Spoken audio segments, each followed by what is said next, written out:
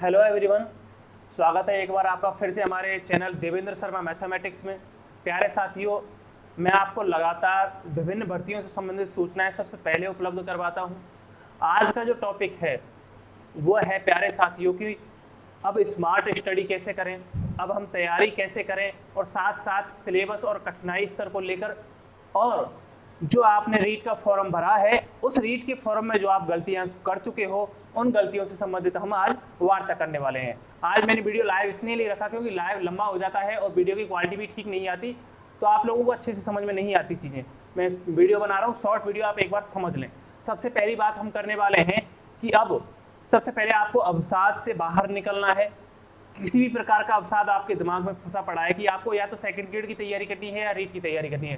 प्यारे साथियों, मैं आपको कहना चाहूंगा, अगर आप सेकंड ग्रेड की तैयारी कर रहे हो तो आप सेकंड ग्रेड की तैयारी करिए और आप रीट को भूल जाइए, प्रॉपर तरीके से करिए उसकी तैयारी। ठीक है, आप आराम से तैयारी कर लोगे, कोई परेशानी वाली बात नहीं है। बाद में आपके लिए समय मिल सकता है अध्यापक भर्ती परीक्षा की भी तैयारी करने का।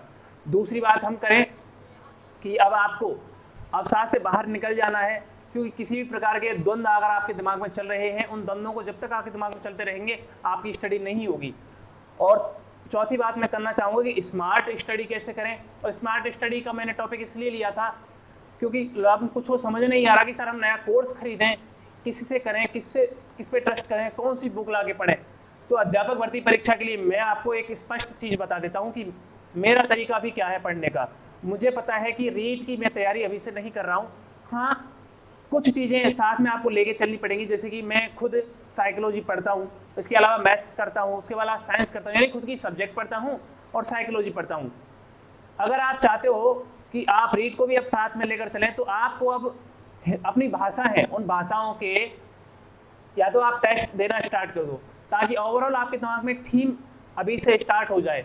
क्योंकि एकदम से जब आप पढ़ोगे तो आपको एकदम से वर्णन आ जाएगा, है ना। और हो सकता है कि आप रीट की तैयारी बिल्कुल ना कर रहे हो और बाद में आपको दिक्कतें आ जाएं, बहुत ज़्यादा टफ पेपर आ जाए तो कुछ अनहोनी ना हो जाए और वो 90 अंक जो लाने होते हैं मिनिमम मार्क्स जनरल कैटेगरी लिए, तो वो भी ना आ पाए। तो मैं आपसे यही कहूँगा कि एक आपको स्मार्ट स्टडी ऐसे करनी है कि आपको साथ में रीट को लेके चलना है। हाँ, जीके को आपको बहुत अच्छे से पढ़ना है, क्योंकि जीके का पोर्शन आपको अभी से साथ में लेके चलना पड़ेगा। जीके को आपने बाद के लिए छोड़ा तो आप नहीं पढ़ पाओगे। धीरे धीरे अभी पढ़ें, बुक से पढ़ें। जैसे कि आपको कोई कोर्स आपने नहीं खरीदा है तो आप बुक से पढ़ लें। आप जियोग्राफी आप स्टार्ट करना चाहते हो तो एक अच्छी बुक लेके आए, एटलस लेके आए। एटलस के जरिए आप डायग्राम के जरिए, मैप्स के जरिए बहुत अच्छे से अपनी जियोग्राफी तैयार कर सकते हैं। इसी प्रकार से अगर आप अन्य सब्जेक्ट, कला संस्कृति है और है, इसके अलावा जीके की चीज़ें, उनको आप अपने अपने तरीके से पढ़िए, बुक से पढ़िए। काफ़ी सारी बुक आती है मार्केट में, कोई भी बुक ले आइए। अब रीति विज्ञान के लिए भी एक बुक चल रही है, उसका मैं रिव्यू दे दूंगा और कुछ दिन में आपके लिए। तीसरी बात मैं करना चाहूँ यहाँ पे आपको कि सिलेबस और कठिनाई स्तर को लेकर, तो सिलेबस और कठिनाई स्तर को लेकर मेरे काफ़ी साथी परेशान हो रहे हैं। प्यारे साथियों, आपके लिए ना सिर्फ धरातल पर आवाज़ उठाई है, शिक्षा मंत्री जी से लगातार कम से कम 6 से 7 बार मीटिंग की है। अब की बार शिक्षा मंत्री ने लिखकर ये बात कही है।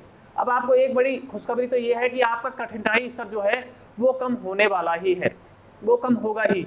99% नहीं कहूँगी मैं, 100% वो कम होगा ही। और इसके अलावा विस्तृत सिलेबस है, विस्तृत सिलेबस को लेकर जो लड़ाई चल रही थी शिक्षा विभाग में और अधीनस्थ बोर्ड में, वो भी अब खत्म होने वाली है। बहुत जल्द ही अब आपका विस्तृत सिलेबस भी जारी हो जाएगा। सीएमओ में खुद हम जाके लेटर दे के आए हैं उपेंद्र भाई साहब के साथ में, और अब हो सकेगा तो और दोबारा जाएंगे और बहुत जल्द ही आपका विस्तृत सिलेबस और कठिनाई स्तर को लेकर आपको सूचना मिल जाएगी। अंतिम बात के लिए मैं कहूँ कि काफ़ी सारे साथियों ने गलतियाँ कर दी हैं फॉर्म में, रीट के फॉर्म में, तो मैं लगातार शिक्षा विभाग से लगातार संपर्क करने की कोशिश कर रहा हूँ उनके नंबरों से। जैसे ही मुझे एक बार ऑथेंटिक सूचनाएं मिल सकती हैं किस संबंध में कि अगर आपने गलतियां कर दी हैं तो करेक्शन के लिए आपको मौका मिलेगा या नहीं मिलेगा, मैं लगातार बातचीत कर रहा हूँ। हाँ, ये बात हमने आपकी रख जरूर दी है कि करेक्शन का मौका मिले आपको, ये बात मैं रख दी है और आगे भी इस बात को रखूंगा कि करेक्शन का मौका मिले अगर किसी से गलतियां हो गई हैं। ईडब्ल्यूएस की समस्या आपकी खत्म कर ही दी साथी, और कुछ बहनें जो कॉल कर रही थी शादी के बाद ईडब्ल्यूएस में प्रॉब्लम आ रही थी, तो आपके लिए भी लगातार राजस्थान पत्रिका पर मैंने खुद ने आवाज़ उठाई थी उपेंद्र भाई साहब के जरिए। चलिए, बस ये सारी बातें थी जो मैं आपको समझाना चाहता था। तो अभी अवसाद से और विषाद से बाहर निकलिए, स्मार्ट स्टडी करिए, अपना टाइम टेबल सेट करिए। लाइब्रेरी जा सकते हो तो लाइब्रेरी जाइए, रूम पे पढ़ सकते हो तो रूम पे पढ़िए, लेकिन धीरे धीरे अब आपको एकदम से इन सारी चीज़ों से ऊपर उठना होगा। या तो आप अध्यापक भर्ती परीक्षा की तैयारी स्टार्ट कर दीजिए, हालांकि कर दी होगी, लेकिन कुछ लोग क्या फंसे पड़े हैं अभी सेकंड ग्रेड और रीट में, तो उनको एक प्रॉपरली अभी एक चीज़ के ऊपर ध्यान देना होगा, या तो वो सेकंड ग्रेड की तैयारी करें या अध्यापक भर्ती की तैयारी करें। प्यारे साथियों, बस यही बात मैं आपसे कहना चाहता था।